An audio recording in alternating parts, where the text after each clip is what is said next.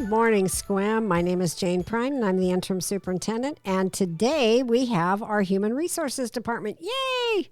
So nice to have all of you. I would like you to each introduce yourselves and tell us what you do in the Human Resources Department. And we'll start with Victoria Balint. Thank you, Dr. Pryne. My name is Victoria Balint, and I am the Director of Human Resources. And sitting next to her is Valerie. I'm Valerie Nieper, and I am the HR Specialist. Thank you, Valerie. And sitting next to Valerie is Ashley. My name is Ashley Adams, and I am an HR specialist as well. Part of my job entails being the public records officer, as well as just coordinating substitutes for all the schools in the district. Thank you. And Valerie, did you give us any details about what you did? Well, I am a little bit of everything. I just kind of guide people along the process of hiring and placing them on the salary schedule and just doing what it takes to get them employed in this school district. Well, and I also know you have another little job called the S275. Do you want to tell people what that is? Oh, that's just a little report the state requires that we do every year. And it basically just tells us what kind of funding we're going to have every year for our staff. So what it includes is every single employee in the entire district is put into this report, all probably 411 of us. You got it. So that the state can say, oh, well, you have this many teachers, and then you have this many administrators, and so this is your funding, and you have this many paraeducators, and so it's kind of a big deal. I'd call it a big deal. Thank you. All right, so Valerie, I'm going to start with you. What was the last thing you read, saw, or heard that inspired you?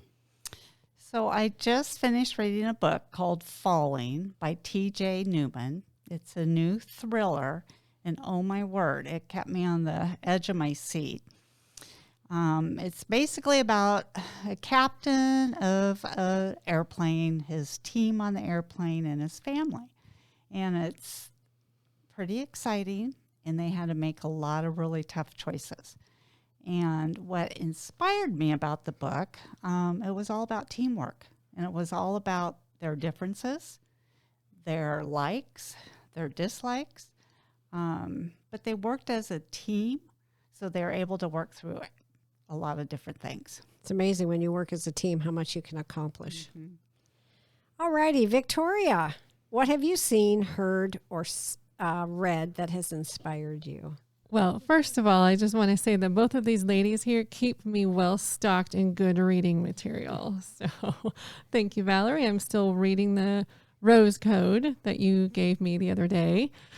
And Ashley's always full of inspirational messages and quotes and books and things to just keep me going. But aside from those things, and it is so fun to have colleagues with such a great taste in literature, I will say that I'll get just slightly philosophical here. I believe that there truly is a war being waged against our minds these days, from social media to marketing campaigns to the nightly news. There's just a lot of fear being peddled out there. And one of the ways I find to stand against it is to do my best to spend time each morning just taking my thoughts captive, And this morning I was reading just some timeless words that reminds us to fill our minds with those things that are good and that deserve praise, things that are true, noble, right, and pure, lovely, and honorable. And I think that means that there are many truly good things in this life that deserve our attention, and those are the things I choose to spend more of my energy on. And those are the things that truly inspire me to show up to be my best self. Thank you. And Ashley? Well, I was just thinking about this. I read a lot and I read fast, but I'm actually participating in yoga teacher training right now. So I'm reading this book called the Bhagavad Gita, and it is actually an ancient poem. It was probably written about 3,000 years ago. And I think that one of the misconceptions these days about yoga is that it is, I'm wearing my yoga pants, I'm going to go stretch. This is so peaceful and relaxing, when yoga is actually more of a like philosophical and spiritual way of life, and has historically been that way until really the last like century, when it became more about the quote unquote asanas, which is how you move your body in current yoga practice.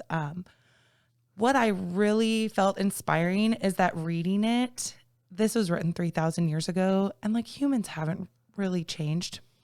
They haven't. Like, you know, I'm sure we've all heard like, oh, this generation, look at what they're doing and that they're so depraved, or, you know, whatever people like to say about the current people and how we've changed, but we really haven't.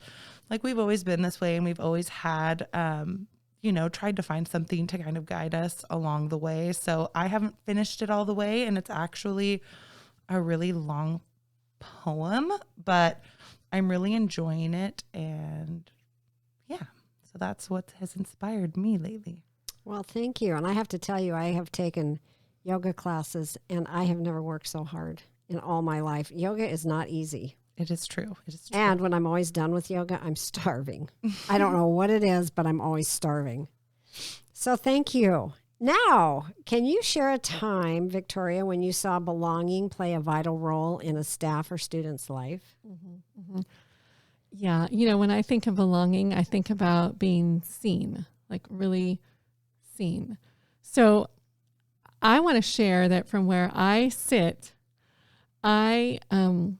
I've seen both Ashley and Valerie do some really beautiful things around belonging. So don't be embarrassed. I'm going to gush over both of you for just a minute, but it's true. I mean, we talk a lot about what is happening in our schools, and it's so important that our teachers and our administrators are focused on our students and making sure that they feel a sense of belonging. But here in our office, we get to make sure that our staff feels a sense of belonging. And that's what I see both of you do on a regular basis.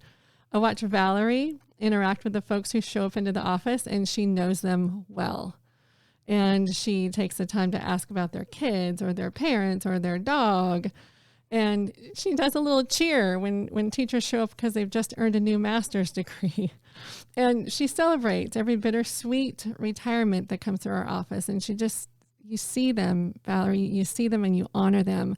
And I think that creates a sense of belonging to the group. And then I've witnessed Ashley just a mine for that gold when she onboards our new substitutes. She will listen to them, and she finds ways to match their skills with the things that the district needs. And she works so hard to partner with our schools to get them the extra help that they need day to day, because she cares so much about the people that she's supporting, because she really sees them and she hears them and she hears their struggle. And when it's within your power to help them, you do. And I feel that's how I witness the both of you create senses of belonging here at Sequim School District. So thank you for being that. Thank you. Valerie, how do you see belonging playing a vital role in our staff or students' life? One thing that really excites me is when a staff member that we've just hired shows up and goes, oh my gosh, I love my job. I love working with the students. I love the people I work with. And they just go on and on and on about how great it is to work here at Sequim School District. And then what really excites me when I have someone that shows up that's been here for quite a while and says the same thing, that just makes my heart happy. So to me, that's a sense of belonging, because that's a sense of family. It is. Thank you. And Ashley?